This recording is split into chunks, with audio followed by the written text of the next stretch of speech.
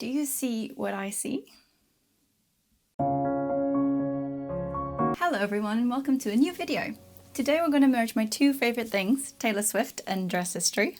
As a big Taylor Swift fan, I wanted to look at her costumes through a dress history lens, where we trace historical influences in designs and how they've been translated into a modern stage costume. Particularly, I wanted to look at her tortured Poets Dept dress. This dress was debuted in May 19th, 2024 at the first show in Nanterre, France.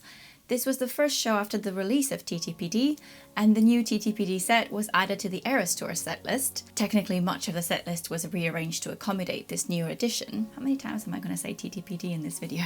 As an entirely new set, we got new staging and costumes for this edition, and it was an absolutely thrilling time to be on social media. As a dress historian and a seamstress, I was living for these new costumes, not just TTPD, as Taylor Swift also debuted new costumes for other eras. However, the TTPD dress struck me as, to me, it immediately reminded me of 18th century fashion. You might be thinking, how?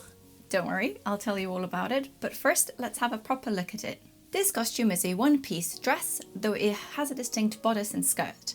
The bodice has been called a corset by Vivienne Westwood and news reports, but I would say it's much closer to stays than a corset, a word that we'll come back to. And keep in mind that most modern media will call anything structured with some boning a corset. Nevertheless, there is a boned stays-like bodice and a full pleated skirt that has lyrics printed onto it. In an image featured on the Vivienne Westwood blog post about this collaboration, it is clear that the lyrics were printed onto the skirt fabric before it was cut out, rather than added later. The lyrics originally featured, as far as I could see from the photos, were repetitions of "I love you, it's ruining my life," a line from Fortnight, the first single from the Tortured Poets Dept. However, she also debuted a variant on July 13th in Milan, Italy, with a different skirt. Same material, slightly different pleating, I think, it looks slightly different, and a different draping arrangement to the skirt, but entirely different lyrics. This time the lyrics were "Who's afraid of little old me? You should be," from the track Who's Afraid of Little Old Me. Instead of being printed onto the fabric though, the lyrics are made up of crystals applied onto the fabric. It looks super cool. This outfit is usually accessorized with a Vivienne Westwood necklace described as 3-orb detailed choker in agate, black gloves and a white Christian Louboutin lace-up ankle boots. A pearl version of the necklace and white crystallized gloves have also made it onto the stage. The dress is described on the blog post as being made of white taffeta with no description of the fibre content. The bodice is lined and the skirt is unlined with a simple turned over hem, as can be seen from some of the photos. The whole dress closes with a long and sturdy zipper at the back. This can be seen in the Vivienne Westwood post, but also in the onstage costume change that happens during the TTPD set, where the dress is taken off to reveal the Vivienne Westwood set underneath. Now that we have an understanding of the costume a little bit, let's look at the design lines. I've contested the designation of a corset top, and here is why. Corsets, as we know them, have a pivotal point in the 19th century. Corsets were a supportive undergarment worn in the 19th century by many people of all genders. Their characteristics include a split bust at the front, several curved panels that support a curvy or hourglass silhouette, and a combination of different materials for stiffening and support, such as whalebone, steel boning, and or cording, or cane and even reed. There is a different garment, mostly popular in the 18th century, that we can call stays. It was also a supportive, stiffened undergarment that covered the bust and waist. However, its design is so integrally different from the corset that it's remiss to use the same terms for both. If you'd like to learn more about corsets and stays, I'll leave some links in the description box below. I've done a couple of videos about making some, and also there's wonderful resources here on YouTube about the distinction between both. Stays have a much more conical shape, as that's what was fashionable at the time in the 18th century. They've become very popular in modern times, using similar design lines for vests, tops and bodices, even in fast fashion. Taylor's bodice I find very reminiscent of stays, and with the pleated skirt that is very evocative of 18th century skirt supports and petticoats, I think we have the perfect makings here for a historical interpretation. More on that later. Let's talk a little bit about 18th century. For the purpose of brevity, let's dive into the main pointers of 18th century fashion, though with the caveat, as always, that is an abridged overview, and like all fashion across centuries, things are different across decades, regions, and to some degree personal tastes. The 18th century, particularly the second half, so between 1750 and 1789, I'm leaving the 1890s out on purpose, we'll talk about it later, it has a distinct silhouette. The stays, described earlier, combined with a range of skirt supports and cleverly pleated skirts, created a dramatic silhouette where the shoulders are kept narrow and straight, with a wide scooping neckline which tapers in conically at the waist and comes back out with wide skirts. There are two main skirt supports that create two different silhouettes: the panniers, typically called hoops in English, and the rumps. Historians Cecil and Phyllis Cunnington wrote The History of Underclothes, a comprehensive overview of underwear across history, and in this they describe panniers as hooped petticoats, made of strong material, stiffened with whalebone hoops, increasing in circumference from the waist downward.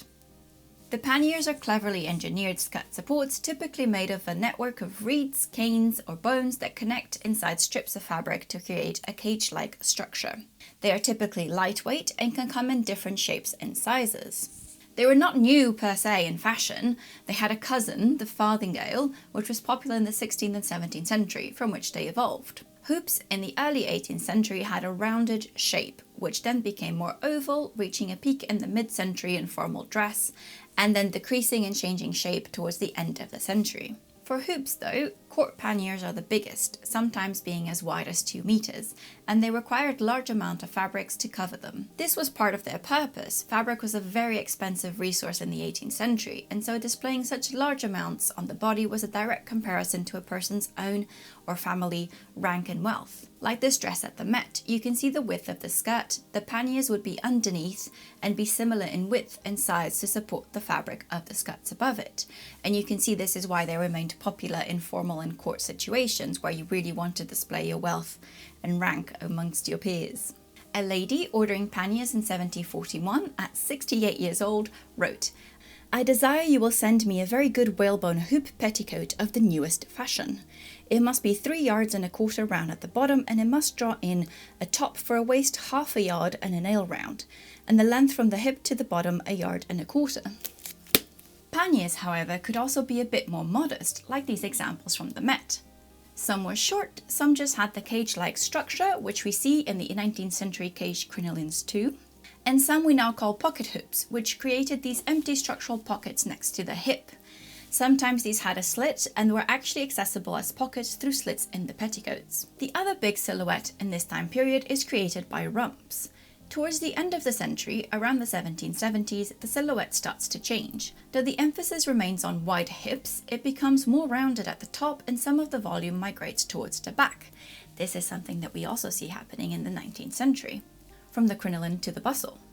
This more rounded shape and the change in volume towards the back required different skirt supports, and the panniers slowly became obsolete, except for informal or court dress where they lasted a bit longer. Rumps, therefore, were fashion's new solution to support this new skirt shape. The Cunningtons call the rumps a bustle, but I've chosen the now more commonly used name of rumps here for the sake of distinction from the 19th century bustle. Rumps are a large roll pad tapering at the ends and tied around the waist. It could be commonly stuffed with cork or other lightweight stuffing. Due to its size, the point was to keep it light and comfortable. A variety of this pad was split into 2 at the back, creating a very rounded and voluminous back. Both panniers and rumps were heavily criticized in the print media at the time, as women's fashion has always historically been. Men were outraged at hoops. A statement in a newspaper as early as 1716 declared that the hooded petticoat is made use of to keep us at a distance. If you're interested in reading about hooped petticoats in personal space, I recommend the article Who Controls This Private Space? The Offence and Defence of the Hoop in Early 18th Century France and England by Reid Benhamou. I'll link it down in the description as well as other relevant sources. Rumps, too, were criticised, as seen in this satirical plate from 1785, which shows the bum shop. It shows many figures shopping for a variety of rumps, drawn in different models and shapes, hanging from the ceiling. The figures are extremely exaggerated, and the presence of mirrors reinforces the idea of vanity as it relates to fashion. But let's get back to Taylor Swift. As skirt supports relates, I think you can see influences of both the panniers and the rumps in the shape of her skirt. There doesn't seem to be any understructure worn with this skirt, but the pleats in the fabric have been arranged to open out at the hips and create that emphasis characteristic of the 18th century. It is more rounded, like the late 18th century silhouette of the rumps, but without the same amount of volume at the back. I think it is more likely that it was meant to echo the panniers look. However, without the proper structure underneath, the silhouette softens into a naturally more rounded shape, and that's the shape that we get. And you might be thinking, and what? Well, first, I always think it's interesting to trace history in modern fashion and costuming. Vivienne Westwood, the designer of the TTPD looks, is well known for integrating historical influences across all types of looks. As she once said, "When we explore the past, you enter the future." In fact, Westwood is often credited with reintroducing the corset into modern fashion, particularly as outerwear, starting with the autumn-winter 1987-88 Harris Tweed collection. Fashion is undoubtedly cyclical, but looking backwards and integrating the old and new way is one of the most exciting parts of fashion. Secondly, as a Taylor Swift fan and a dress historian, it speaks to every nerdy bone in my body that we can make these connections between history and her stage costumes. Now, I have been very fortunately blessed with a friend who got Eras Tour tickets, and I'll be attending one of her shows in August at Wembley. As a crafter and seeing all the incredible outfits and projects across social media, my first inclination was to want to make something too.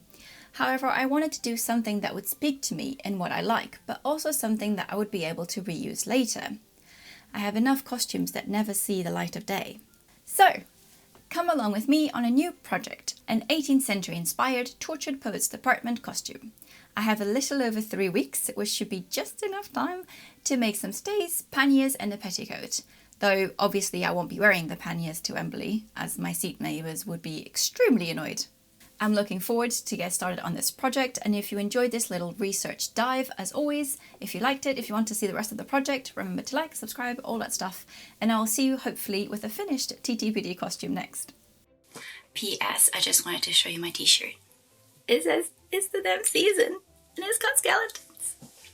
I love it.